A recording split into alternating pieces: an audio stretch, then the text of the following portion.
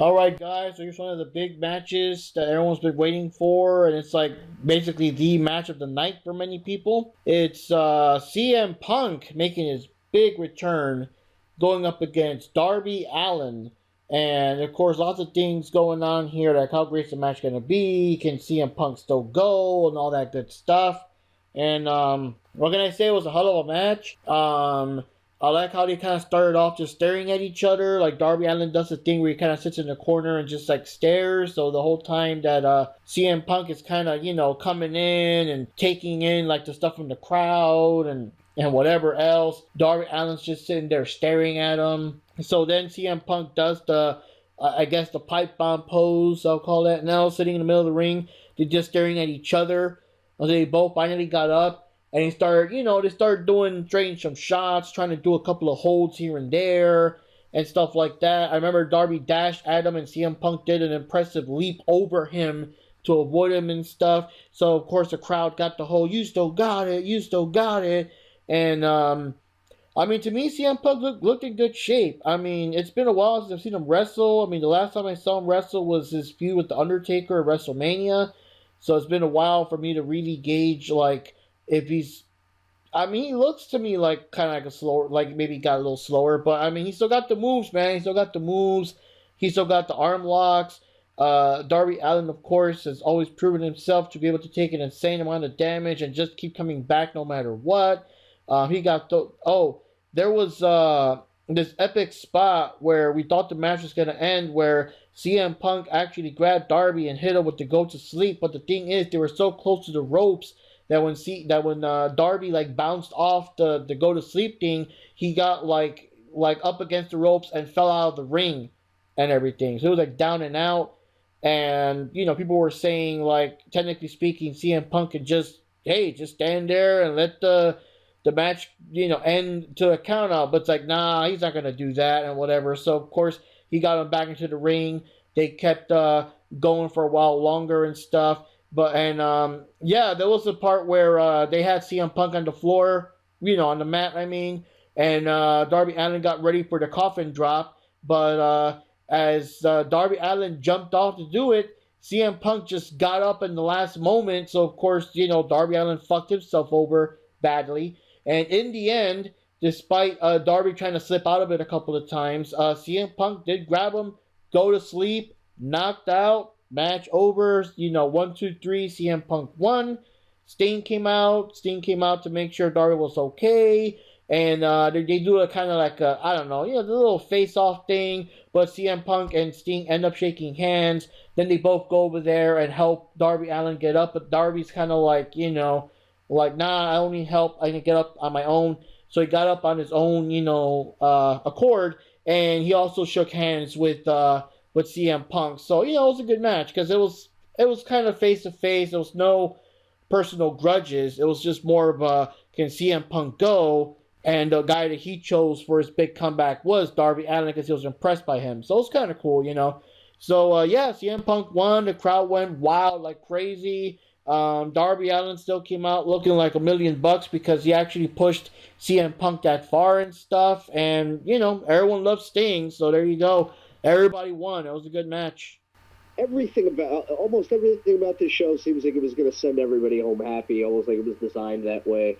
Like I said, they really recovered from a lot of their shaky decisions or events of earlier pay-per-views in the year. Even, here's the thing about wrestling, sometimes you go into a match and people are like, well, for this reason or that reason, the result is sort of a foregone conclusion. But you have to remind people sometimes that with wrestling especially, the results of who wins and who loses, that a lot of times it's literally less than half of the story. Yeah, it is the story, and I know it sounds silly because we're here talking literally about who won and who lost and everything, but I don't. There's sometimes, like in a case like this, where who wins isn't necessarily a surprise by any stretch of the imagination, but that doesn't mean by any means that it's not worth doing or that it's not worth watching or whatever, because sometimes the joy of it is in the journey. And a perfect example of that. And like you said, there was other stories to tell.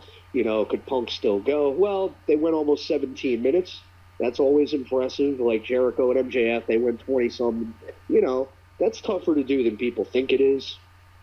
You know, that's one thing, especially when you're going all out like these guys have a habit of doing, and as they did here. But I mean, bottom line, you know, I think Darby Allin found out the hard way that when you're a thrill seeker and a risk taker, that's only going to get you so far with a seasoned, grizzled UFC veteran like CM Punk. Oh, God. The guy who went to a no contest with, I think, Mickey Gall. So, I mean, you know that had to help him in this match with Darby Allin, you know, because when you remember, the one thing you can remember about Punk's UFC career was that he always played conservatively. And I think that helped him here against Darby Allin, who's known for taking a lot of risks, unnecessary risks at times. That's what Punk called him out about in his promo in the first place. So we saw how that played into things. So yeah, I think the MMA UFC experience was the ultimate deciding factor in this. That's my outside take on it. That's my inside baseball take on it. So yeah, but yeah, fun stuff. You know, sometimes you give the people what they want. You know, Vince booked the guy coming back and making a big triumphant return in his hometown. He would have fucking got buried in 8 minutes. Yeah. His triumphant return after 7 years in his hometown, and you know, this is how it would have gone. So kudos to AEW for how they presented this whole thing. Pretty good piece of business there. Yeah, CM Punk, he's not going anywhere. Like, he's serious. He's really here to, you know, I guess in a certain way make up for the lost time in terms of wrestling. So yeah, it's pretty good to see him there, you know. And you know, Darby added. I mean, at this point, it's kind of that's kind of like his gimmick, like kind of like he's like the risk taker or a thrill seeker. Like he's always doing risky things. He's always trying to go way over above than what he can handle certain things. Sometimes, you know, he just really try to push his limits, you know. But you know, he's still a very good wrestler. Both these guys are very good. It was a very good, you know, intense match. I got to make a quick correction. It was actually Mike Jackson who CM Punk had the no contest with in UFC. I think before I said Mickey Gall, that was the alleged loss that Punk had to Mickey Gall. But the alleged loss. I dispute that. This thing is like the Zapruder footage, I'm telling you. But if you time it right and you see just, you know, you freeze frame and fast forward, you go frame by frame, you can see that one of them Ebola mosquitoes had landed on CM Punk and he was trying to get it off, which any rational person would do. This was clearly not a regular mosquito. This was an Ebola mosquito, and he. That's what I saw. And again, you'd have to go over the footage yourself, but if you know where to freeze frame it. And they said that it was a tap out, but so, I mean, I can see why they would be confused. I can see why they would think he tapped out. Oh, God. I know what I saw. Oh, my goodness. But either ways, you know. Kind of like what you guys say, you know, it's good that you know, good wrestlers seriously, so that CM Punk can actually have the airtime he deserves, you know, and you know, we credit him for all the talent he actually has. So, you know, I do respect that a lot from a business perspective, the AEW side of it, that they really do. You know, they're not playing around, and they're not.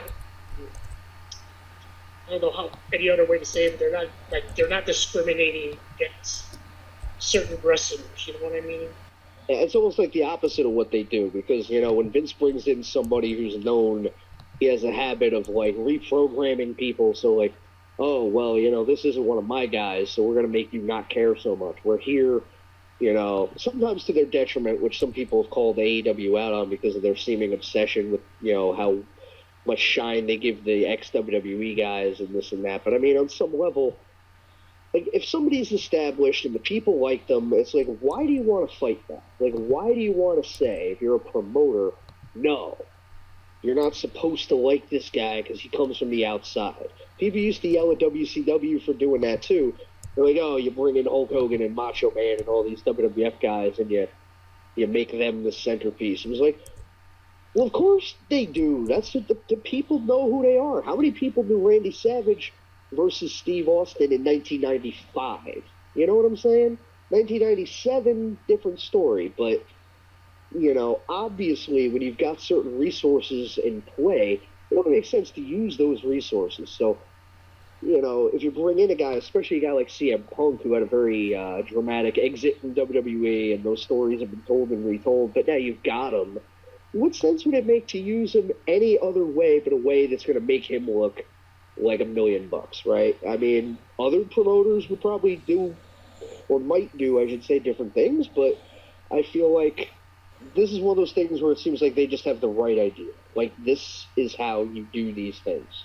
Yeah, and then like for this match, especially because of all the, bad history, I guess CM Punk had with the way they mishandled him, better said, it was extremely important for him to actually show that he still got it and that he won the match. Like, it was very important. He had to win this match.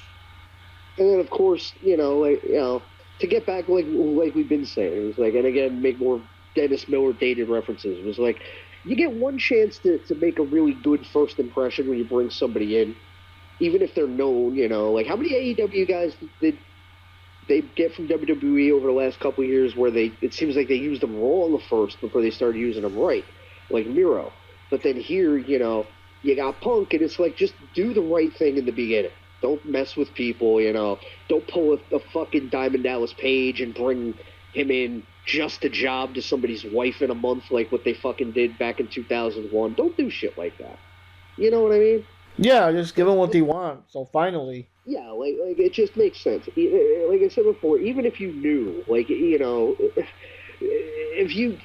somebody could have wrote it on the marquee outside, Punk is going over. You could give that finish away for free, but people would still pop for it because of the way they presented it, the way the match went, and just the fact that they wanted to see him win. It's not always good to yank people's chain and be like, oh, you didn't expect that, did you? No, they gave the people what they paid to see, and it was no more complicated than that. Good for them. But that's not good shit.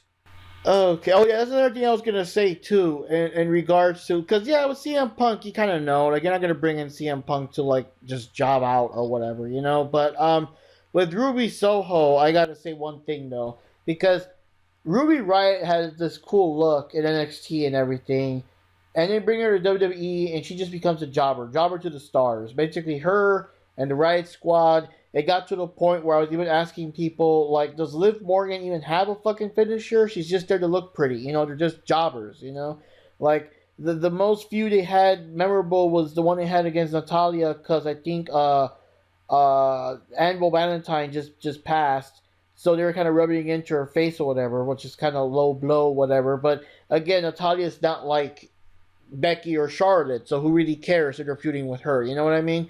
And to top it off is that almost every match she was in, the people kept saying that, oh, she's going to make it big. Keep an eye on her. She's going to be the future of the company. She's going to be big. She's going to be whatever. But she never gets a shot, though. She just keeps losing and jobbing out. But they keep promising that she's going to move on to big things in the company. That never happened. And now here she is, bada bing, bada boom, already got a title shot right from the start. Sometimes it almost seems petty, but at the same time, it's almost like, oh, by the way, here's how you use this resource, just for future reference. Because you could have done this, and you didn't do this, so we'll just do it. So you left money on the table, sorry about that. And, it happens so much anymore. to the point where it's like, I've seen people literally question, do the people running WWE, like, do they care at all? Or as long as the check from Fox and NBC, whatever, Peacock, as long as those checks clear, is everything okay to the point where they don't care, like, what they're doing or how people react? It's like, well, we have a steady revenue stream, so it doesn't matter if we send anybody home happy. Or it doesn't matter if we release this many people or waste this many people that we had. It's like sometimes it feels like they're on autopilot.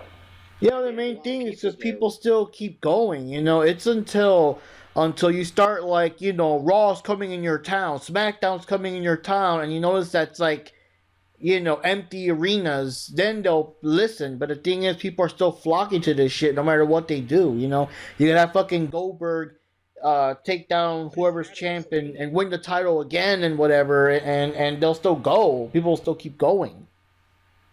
I mean, there's reasons with that too. On some level, ever since the 80s, they've been trying to make the company bigger than the performers. I forget who pointed it out. It might have even been in Piper's book. Piper might have pointed this out. Back in the day, up until the early 80s, the 3 letters on your marquee made no difference. What you put on the marquee outside the venue was Ric Flair versus Harley Race, or Bob Backlund versus Ivan Koloff, or whatever. Like, when you got in the arena and sat down and bought your program, that's when it would say, oh, the National Wrestling Alliance presents, or the Worldwide Wrestling Federation presents. The company was not the marquee. People paid to see the performers specifically. And this is something that kept happening for a certain point. But even back in the 80s, Vince immediately, when he took over from his dad, overnight, all of his marquees, they wouldn't put anybody's name but Hogan on the marquee, but the big letters would say World Wrestling Federation tonight. You didn't know who was wrestling. You didn't care. You paid to see the WWF and you paid to see Hulk Hogan, but that's it, right? So already they were trying to make the brand name bigger than the performers. So for 30-some odd years, that's been their mission statement, and they're like deeper in it now more than ever. Like, that's their whole thing. It's not about specifically Roman Reigns or Bray Wyatt or any of these guys. It's about being part of the WWE universe. And the parts are interchangeable. But see, that's what's fucked up about it, is because, like, it's hard to get invested if you're, like, a fan of a guy like Bray Wyatt, and 1 month he's main eventing a pay-per-view, and the next month he's not there ever again. Like now, why do you give a shit? You know what I'm saying? Yeah. So it's like when you're a wrestling fan and you care about specific performers, it's no wonder why those performers seem to thrive outside of the WWE umbrella rather than in it, because WWE is about getting WWE over, whereas other companies are about getting the wrestlers over. Does that make sense? Yeah. All 3 of us went for CM Punk. We didn't go for Darby. We knew that Punk was going to take this one. They're going to do all this stuff and bring him in and have him lose this first night out. Like, I doubt it. Send them home happy, kid. They paid to be here. Yep. So then we got another big match here. Well, sort of big. Well, there's a big guy in the match, that's for sure. So we got Paul White versus QT Marshall, keeping in mind that QT also had Aaron Solo and Nick Comoroto in the audience. Well, with him, loitering. And, what can I say? It's a pretty short match there.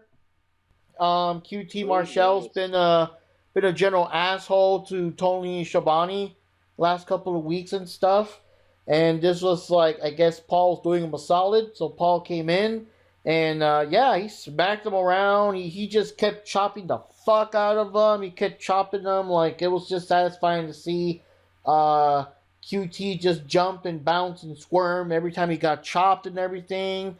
As you expect, the 2 other guys got involved, like you said, but yeah, I mean, you made a good point last time that they could have had Colorado come in and do a bunch of stuff or whatever, and maybe start a feud there. But nah, Yeah, he I was just way off. yeah, he just got taken down. It was like this kind of like what you said at first, where Aaron came in, took a sock to the jaw. Colorado came in, took a sock to the jaw, and whatever. And then finally he picked up QT and choke slammed him and took the win and just walked off. And Tommy Schiavone just felt great seeing all that. You know what I mean? Yeah, I mean, it wasn't a very big match, but it was a pretty big show. Har har har.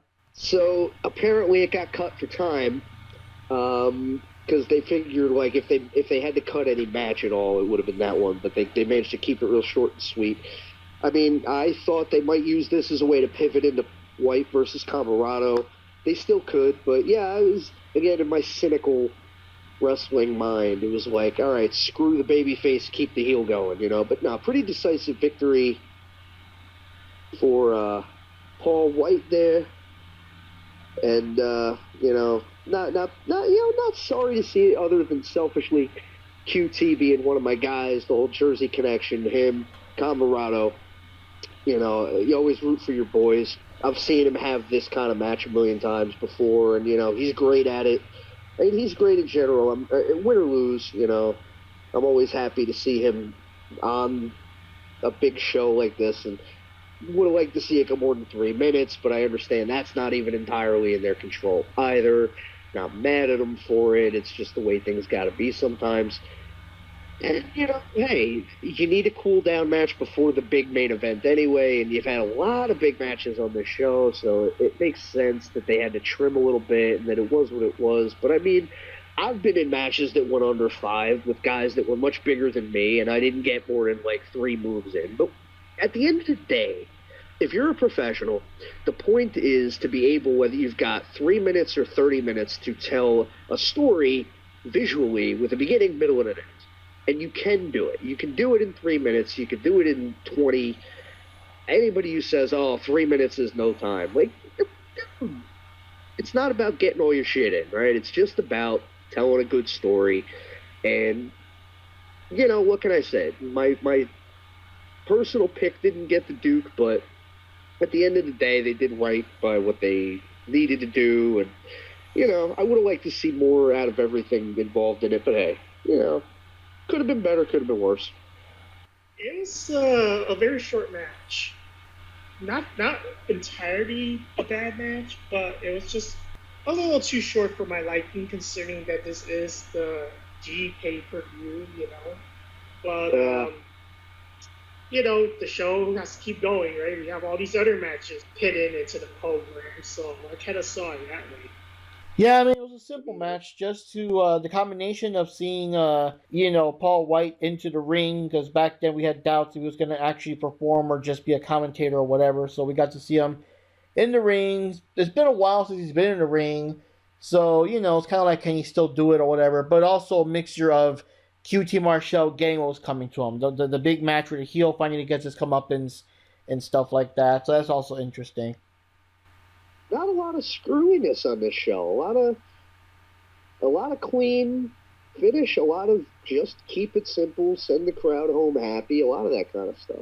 Yeah. But I gotta say, even at 3 minutes, I think it was longer than the infamous Big Show Great Khali locker room brawl of whatever year that was. Oh God.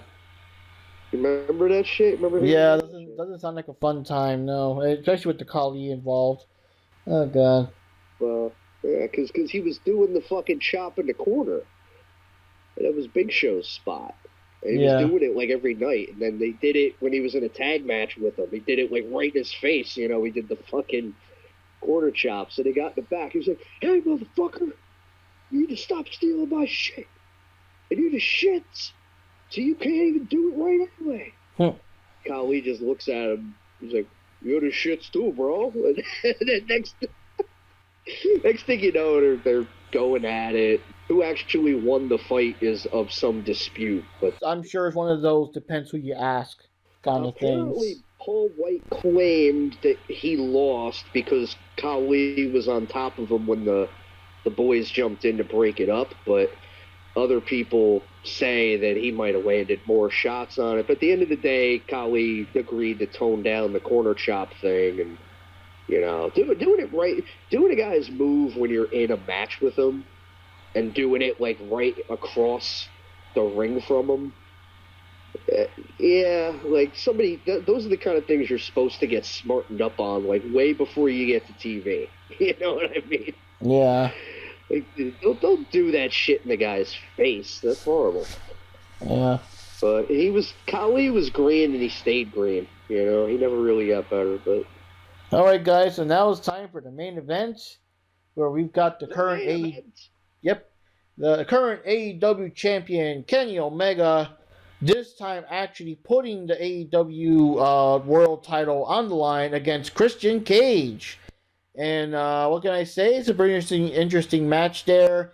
They both got into each other's spaces. It's kind of funny because, like, he actually beat Kenny Omega once, yet Kenny Omega kept doing the whole, you really think you can beat me? Huh? You really think you can beat me? Kind of thing in his face and stuff.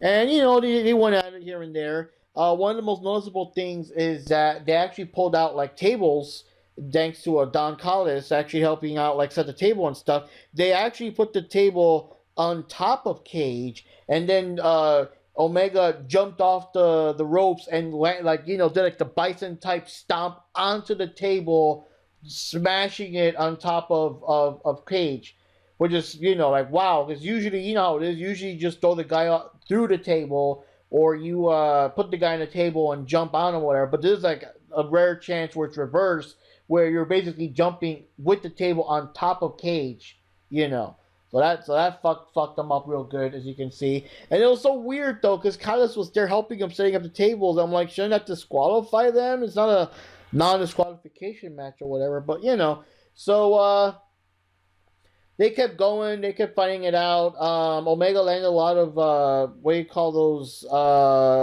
half-wing angels and everything. Well, one-wing angels. And he also hit him with a whole bunch of V-triggers to the face. Very painful-looking ones. One to the back of the neck, too. I'm like, holy shit, There were times that Christian Cage was trying to get the kill switch. Like, there was one time he was trying to do it, like, off the rope. But Omega still managed to reverse that into some kind of, like, off-the-rope slam and things like that. And, yeah, the Good Brothers tried to run in and cheat. But, Cage did a good job of keeping them out and things like that. And,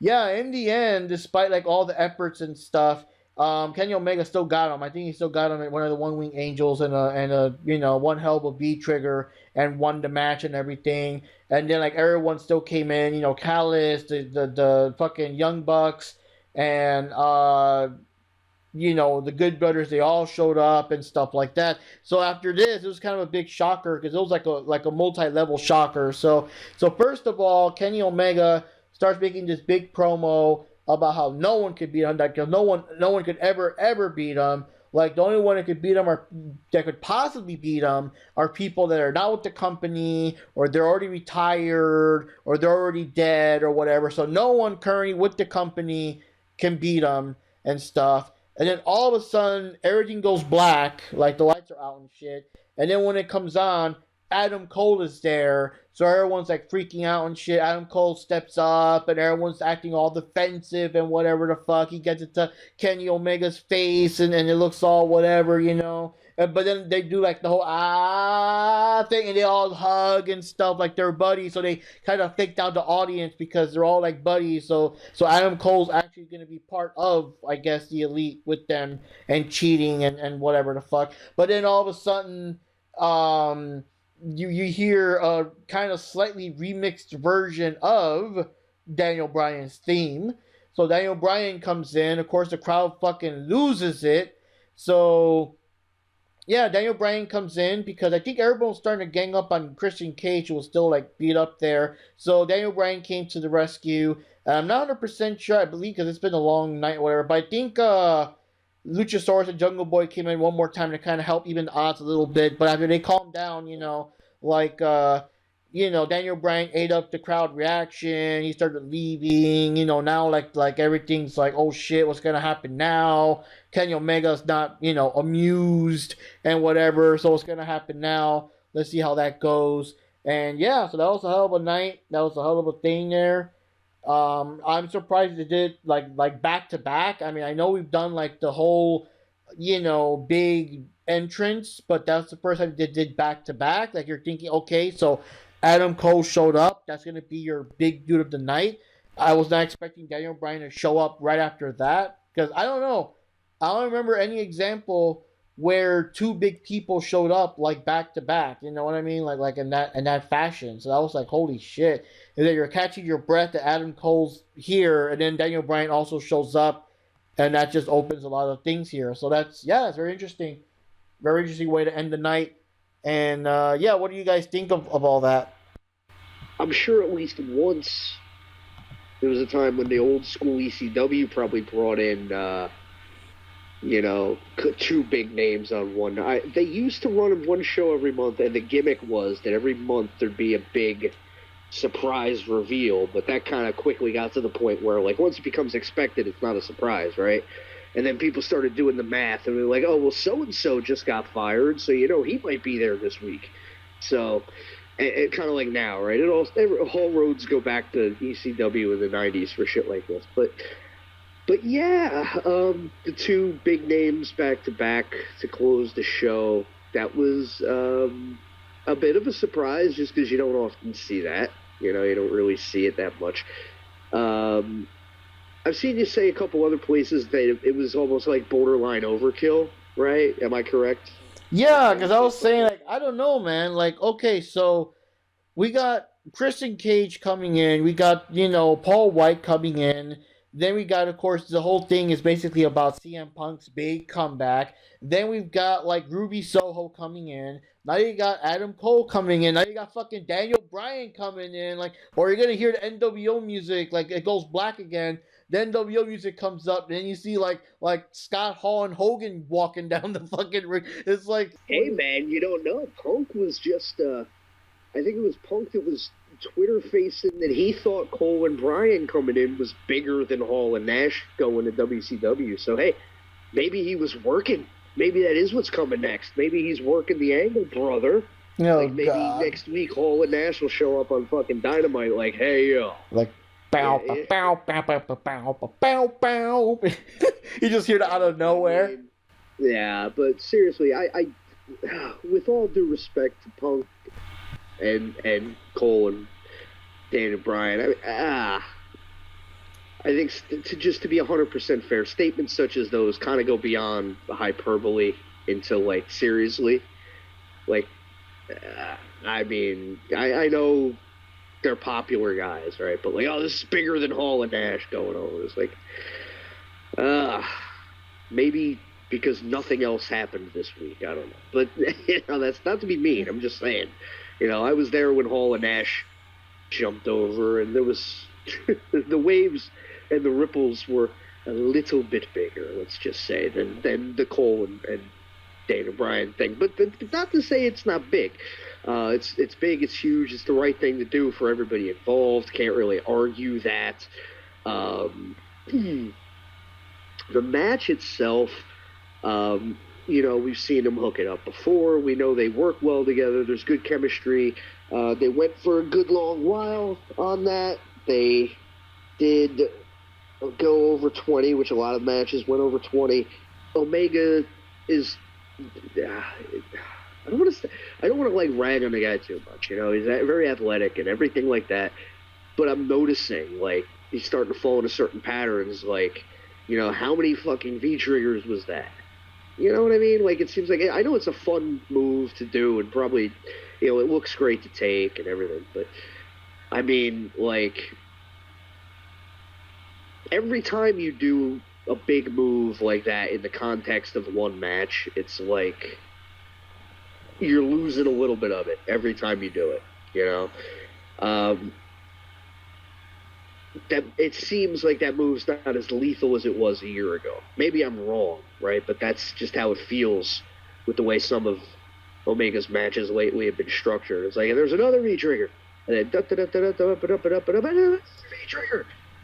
It's like, okay, Hogan only dropped the leg more than once if he hated you, right? And if he dropped it more than once, you definitely were not getting up.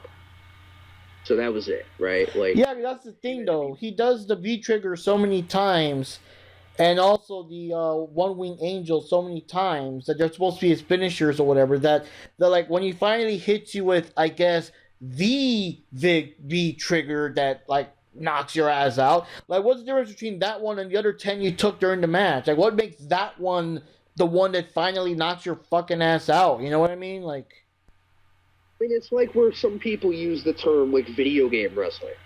Because in some of the more recent WWE games of past years, because of the way you get your finishers more quickly now, like a lot of the times when you get to the late game of a match when you're playing the game, it gets to the point where it's like, okay, signature move, and then punch, clothesline, signature move, and it starts to fall into that fucking pattern. And that's a video game, and it shouldn't be like that in real life though. And so that's what people are kind of making fun of when they use that term. But, and again, nothing against Omega. We know he does other things.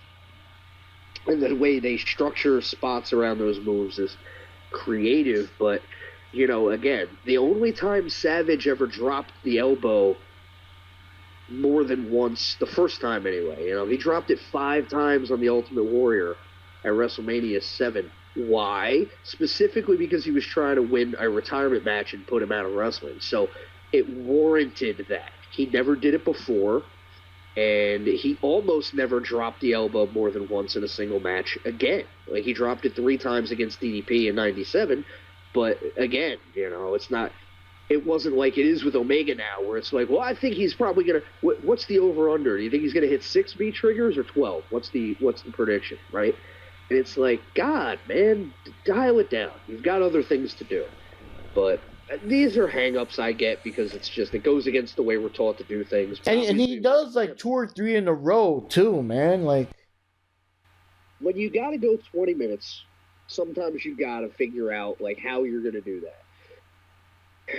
It's not a bad move to repeat for a match like that because it doesn't take a lot of energy to give and it doesn't take a lot to take, right? So it's not bad.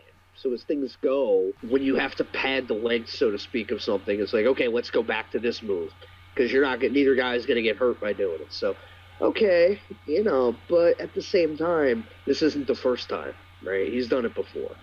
So that's one thing. But match itself, again, it was a main event match. It had that Kenny Omega feel. Once again, like a lot of matches on this show, I don't think the conclusion was necessarily a shocker, but they told the story in a good way where it was like, he could have him. And then Christian didn't read the manual that says that when you go for your finisher off the top rope, usually not a good idea.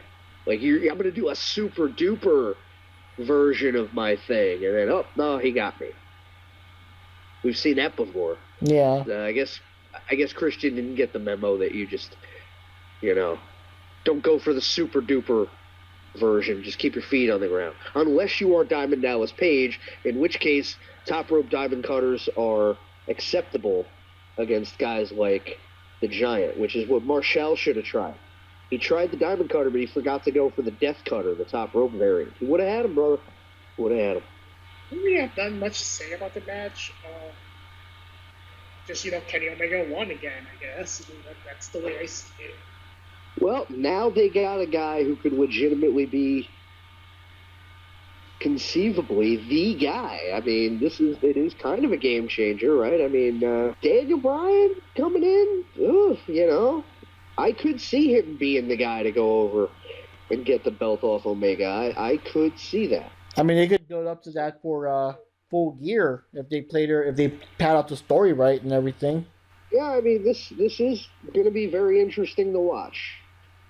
So again, you got one door closes and then a window opens because now the seems like the Christian Cage Omega saga has been completed, at least for now. But now we got something to look forward to.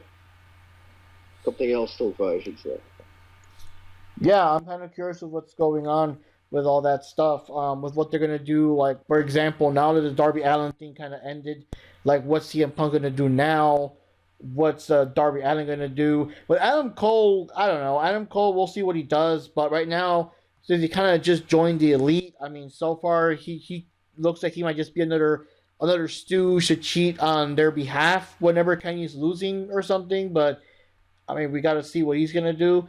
But yeah, I'm just curious who's gonna be CM Punk's next person to face off against, and what's Daniel Bryan's gonna go directly after Kenny, and I guess go after whatever hardships and hurdles he has to get to before he actually gets an official match with him. Like, yeah, we got to see what's going on. So it seems like the reception of the show itself has been overwhelmingly positive. And apparently it was the most watched AEW pay-per-view ever so far. Oh, wow. And yeah, that's what Tony Khan said, that it was the most watched AEW pay-per-view ever.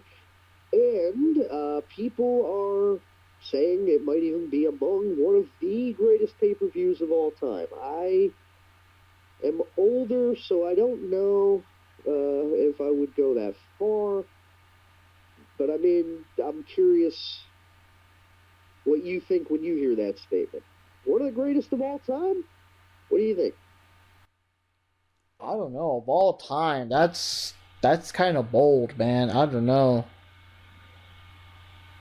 Stuff like, we still got, Macho Man's match versus the Dragon Steamboat. We still got, like, Hogan flipping over Andre. We still got, of course, Hogan himself being the third man for the NWO. Like, I don't know, man. Greatest of all time. I don't know. I gotta say, it has to be, at the very least, at least for me, nostalgia-wise, if we just count AEW, and that's just it, just AEW on its own, I gotta say it is the second best pay-per-view, only because I think nothing can take away the nostalgia, at least, of their very first Double or Nothing. That was super epic. I still like the match between Cody and Dustin, the whole brothers thing, how he was still bitter about being Stardust, just the whole, how everything just felt so new and so, bright-eyed and bushy-tailed, I guess, and for many people, it was the first exposure. People that don't really watch Ring of Honor or whatever, it was their first exposure to like Kenny Omega, the Young Bucks, and SCU, and all these people. Like, I don't know, man. For me, at least for nostalgia, for the feels, like it can't take away like from the first pay-per-view, but I do gotta say it has to be the second best pay-per-view ever of AEW, man. It was amazing. I was, the good feeling with the Lucha Bros winning the titles, CM Punk rocking it up, the girls, they all did a good job in the Royal Rumble and stuff, the Battle Royale, and then Ruby Soho was an awesome surprise, and Britt Baker defending the title, but Chris Statlander still coming out strong, like someone not to underestimate, and the surprises at the end and everything. Even Paul Wright getting to do his good old fashioned choke slam. It was just good feelings all around, man. It really just kind of goes to show you can never really count anybody out, because earlier this year they had a couple little fumbles here and there for various reasons, and it was like, oh, come on. It almost seemed like they couldn't get out of their way, and then they managed to, they can do this the right way when all things are aligned. So hopefully this will be a trend, not just a one-off. So hopefully all the pieces are aligned. So hopefully, the rest of the year will go smooth and then beyond. We'll see. Yeah. Yeah, I gotta say, in a weird way, it almost felt like, I guess, quote unquote, the right people won like all the matches. Even if sometimes the bad guys still won, it wasn't like a face thing. But like I kind of feel like all the right people won. No one really like short of the Young Bucks, if they won again, it would have been like, oh wow, big surprise, woohoo, the fucking Young Bucks won or whatever. But it wasn't anyone that really did like where certain person won and you're like, oh fuck you, come on, you know what I mean? Like even with Omega, you still kind of feel it was still probably too soon for him to lose the title, and of course you gotta count like Don Callis and all them, the numbers game.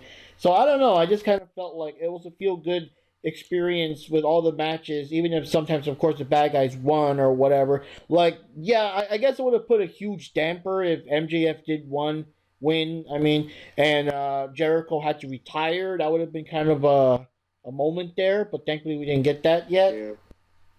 Yeah, I think everything they did made good sense, and it was definitely a let's send everybody home happy show. And I feel like that's something that has become overlooked in modern times when it seems like the whole point is to surprise people, but not in a good way. It seems like they had both things. They had surprises, they had stuff to send the crowd home happy. Like I said, when they really set out to, they can pull it off quite well. So hopefully that'll be a trend that continues. Yeah, so I guess that's pretty much it. We gotta see what's going on. One final thing, one funny thing they did mention, which I didn't even think about, but it's true, that this pay per view didn't have Cody in it, and they actually had a meme or something where Cody's all like, man, AEW All Out was the best pay per view ever, whatever, and Khan is like, yeah, because you weren't in it, and of course Cody has like a pissed face. Yeah, that's harsh. That's a sick burn, homie. Yeah, but it's interesting though. I mean, the card was already packed and everything. There was probably no room for it, and well, not only that, but I think Cody's actually, I guess in kayfabe out of commission because Malachi Black fucked him up good and stuff, and he's basically beating up all the members of the Nightmare family. I think even he managed to clock what's his name? Arn Anderson got clocked, I think, too. Like, even he wasn't safe. And again, I forgot if it was last night or tomorrow with Rampage, but he's going to go up against Dustin. But I'm pretty sure it was last night. Oh man, it was a rough week, man. I just zonked out. I'll watch the replay later, but yeah, his whole thing right now is that he's slowly taking apart the Nightmare family. But the big fear is that whenever Cody does come back, let's hope he doesn't just get the win right away and already knock the win out of Black's sails, because come on. Well, I guess we'll find out. Yeah. And then, of course, like we mentioned before, there was supposed to be a match between Pac and Andrade Idolo, but that's actually happening on Rampage, probably by the time you guys are watching this, because this takes a while to edit. But yeah, so they got that match. It got postponed, but it's better than it not happening at all. So there we go. It'll be part of Rampage, which is kind of cool. And last but not least, I guess, by the time we're seeing this, it's probably already happening, or for all you know, Rikki Roxx is already in the ring as you're listening right now. But you can still tell them where you're gonna be this weekend. It's gonna be a busy weekend. For one thing, we got I got 2 shows on Saturday, and pulling a double shot. There it is.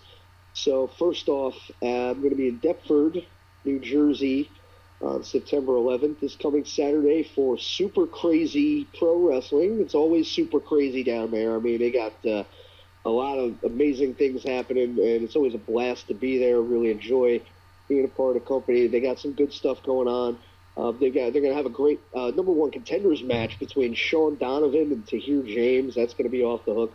I believe that I'll be continuing my ongoing feud with Justin, which has been taking up my whole summer now into the fall. We'll see what happens this time out. But yeah, it's going to be in Deptford, New Jersey, Super Crazy Pro Wrestling Championship Extravaganza. That's going to be at doors open 11:30 at noon. Afterwards, if any aspiring pro wrestlers are in the area, at 3:30 at the SKPW seminar, Ring of Honor superstar Jonathan Gresham is going to be hosting a seminar. Really exciting. I unfortunately will not be there for that because I'm going to be heading into Ocean County, the Ocean County YMCA at Toms River, New Jersey, for SWF Homecoming. SWF returns to the Jersey Shore after a long hiatus. We're going to be at the Ocean County YMCA. We're going to have the Powers of Pain, Foundation of Wrestling, Cerberus, Rob Fury, Jimmy Controversy in a casket match.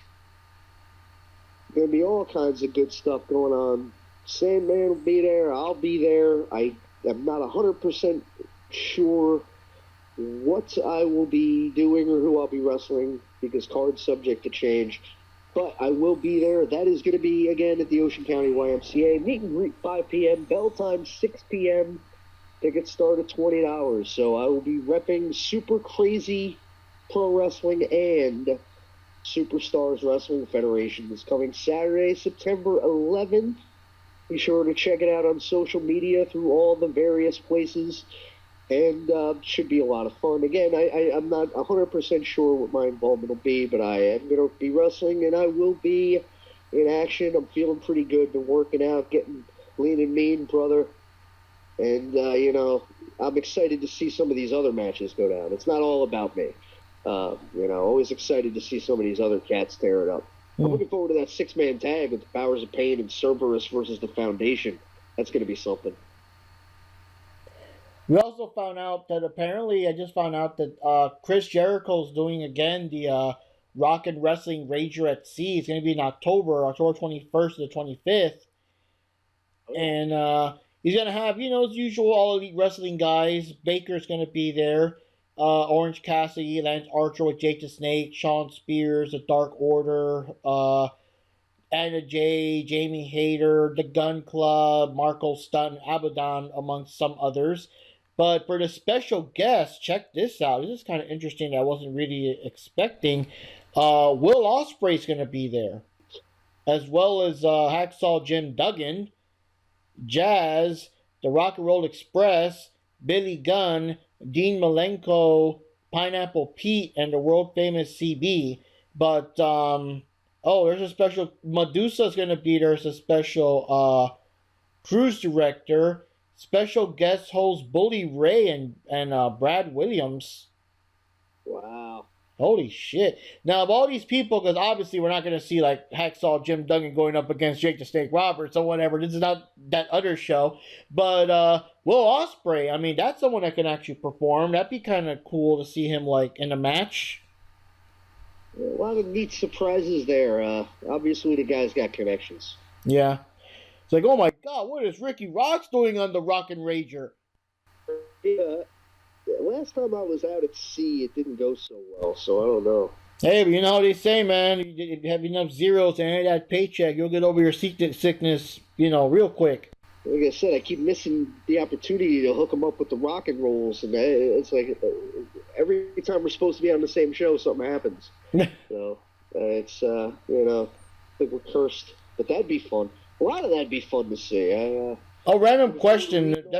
Have you ever met, like, Hacksaw Jim Duggan by chance, or run into him, or any stories, or? He's a good dude. I've been on a few different shows with him, not recently, but I was on shows where he performed for National Wrestling Superstars and elsewise, and good dude. Glad he's doing well after his health issues not that long ago.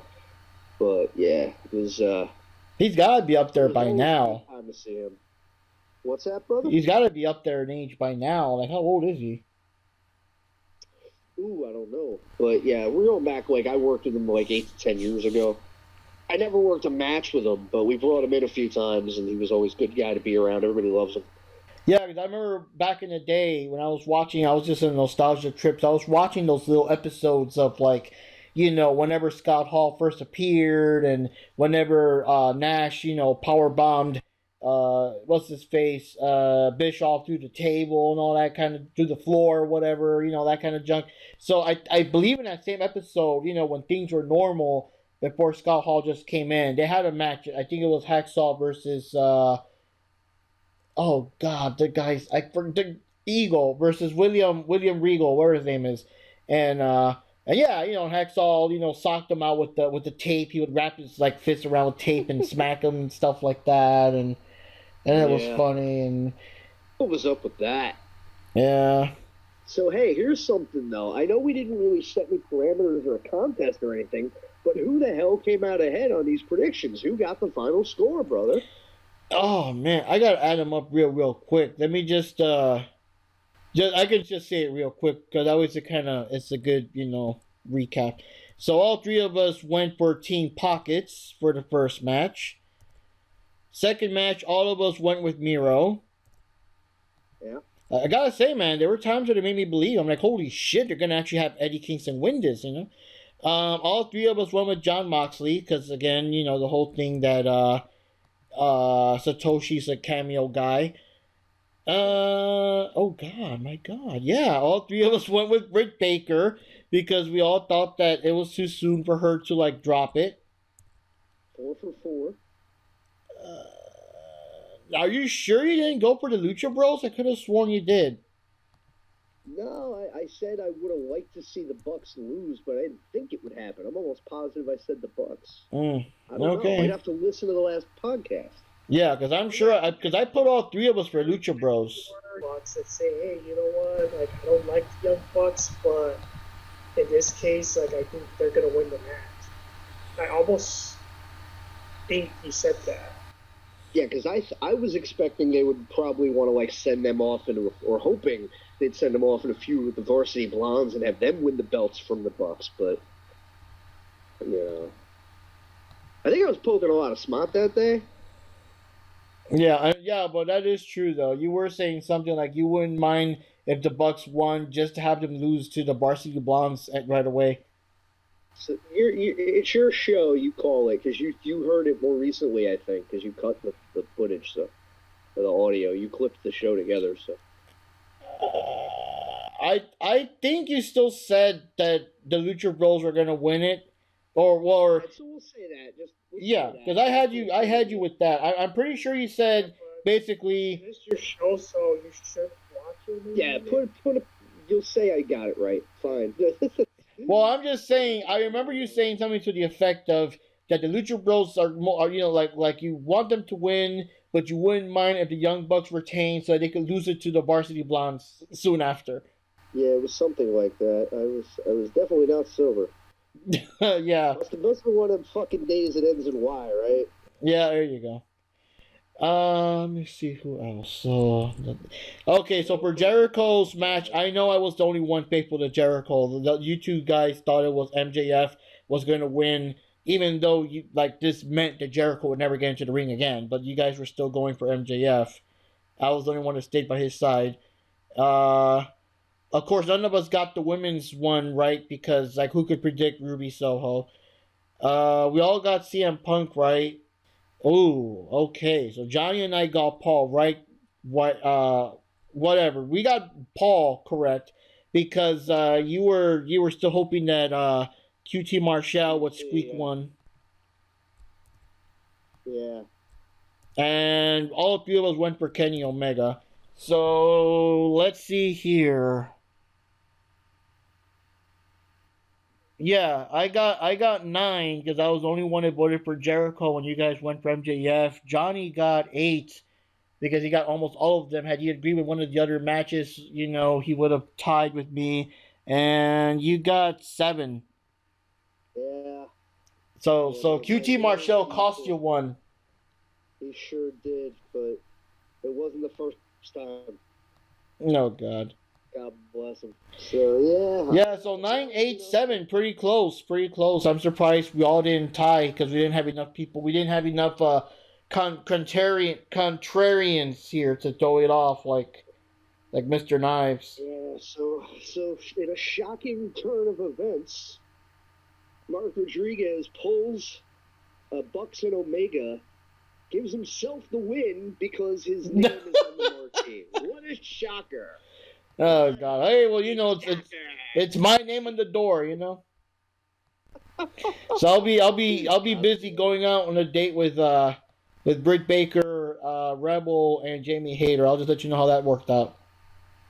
All right. Well, if anything, hey, free dental, right? There you go. I'm telling you, I'm gonna find me a protege, and I'm gonna train her up, and I'm gonna ship her off to AEW. I'm going to teach her the tetanus shot maneuver, and she's going to upset Britt Baker, and that's going to be the deal. That's another thing, though. Have you ever thought of that? Have you ever considered that later on, though? Whenever I guess age catches up to you, would you ever train a protege? Ooh, I mean, I've been there were talks. A few things were supposed to happen last summer before everything went cuckoo again. Yeah, but I mean, you're right now. You can still go for a few more matches. I would prefer seeing you in the ring yourself for a couple of more years. The more you can, obviously, the more you can hold out with all these, slams and bams and junk. But But I mean, yeah, if you train rock and roll will never die. Rock and roll will outlive me. Rock and roll is going to outlive us all. So someday, there might be another Lord of Rock and Roll. We'll see. Odin gives way to Thor and so forth and so on. That's just the line of succession. But at the end of the day, for now, like you said, I still got a lot going on. But you never know. I've had partners. I've had stable mates. Who's to say that one of these days I wouldn't end up teaming with a younger cat and somebody like Johnny Chill? I don't know, maybe. Was one guy I had my eye on at some point. There's a few guys out there that I wouldn't mind maybe teaming with. Charlie Bonifer was a guy who we had a brief connection. And, anything I can do to kind of help bring up some of these cats now, because that's what was done for me, and to show them the ropes. You never know, man. You never know. I don't think that my impact on professional wrestling is destined to be just in the ring. So we'll see where. I mean, I've done commentary. I've been a guest MC. I've already laid the groundwork. So we'll see what happens. That's the best answer I could give you for that. As far as hey man, Because I'm just thinking, I mean, that could be a way to sneak into the door. You know what I mean? Like maybe you won't be able to do all the flippy shit like these guys do, but if you get yourself a good protege, even once the Rock and Roll, the God of Thunder, starts showing some grays, you can still like come in to AEW or some other place like that as the guy's manager and be like, yeah, these guys, blah blah blah blah. But when you go up against a protege of the God of Thunder, oh yeah, Cody's gonna see what's what, brother, and all that. Like that's your way in. I mean, hey, Jake the Snake's doing all right with it. Yeah, there you go, man. And he's loving it. He's loving it. He said that he loves it so much that if it came to it, like he would do some of this shit for free. He's having so much fun with AEW. Well, bless him. Good for him. Happy he's doing great. It's always nice to me. I know a lot of people have a million Jake the Snake stories, but it's always been a cool cat whenever I've been around him. Been fortunate enough to be around him, I should say. Yeah, and I'm glad also he got he got cleaned up, man. He did the DDP yoga stuff. He got himself cleaned up. He's doing stuff, man. He's going out on a high note instead of just, I guess, like having that legacy tie you down of the drugs and alcohol and whatever. I mean, now he's going out on a high note, What a Cinderella story, right? Yeah. Well, that's the magic, Sometimes you get that, but hey, there it is, man. So we went over a lot. We had a lot of ground to cover, but we covered it, and lots of still to come. So we'll see what's going on in the near future, I guess. Yeah, we'll see what's going on this week. Yeah.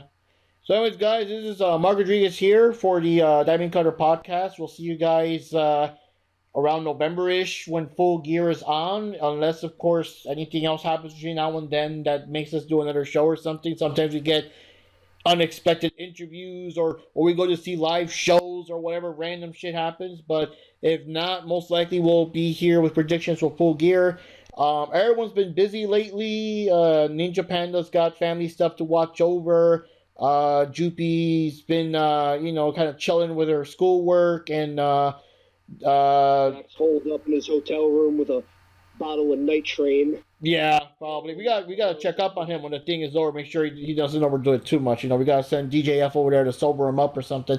But yeah, everyone's busy. But we'll see what happens between now and then, and hopefully we'll get more people and everything. But we still had fun though, and all that. So yeah, Mark Rodriguez signing off, guys. We'll see you next time. And this is Johnny Rodriguez. Always a pleasure to be here. It was an awesome podcast. It was very interesting to do the predictions and then, actually, saying the end results and how it was just a great pay-per-view. I really enjoyed it. A lot of people enjoyed it. It had so many good reviews. That's just totally awesome. I hope AEW continues this route and, let's see what happens. And bringing it in, taking it home once again. Happy to be here. The God of Thunder, Lord of Rock and Roll, Rikki Roxx, signing off from the Diving Cutter podcast. Always great to be a part of it. Always great to do the predictions and the wrap up. And We had a lot of curveballs, a lot of surprises, but I think we did well with it, and it was a lot of fun, guys. Thanks so much for having me, and we will catch you next time on the Time and Counter podcast.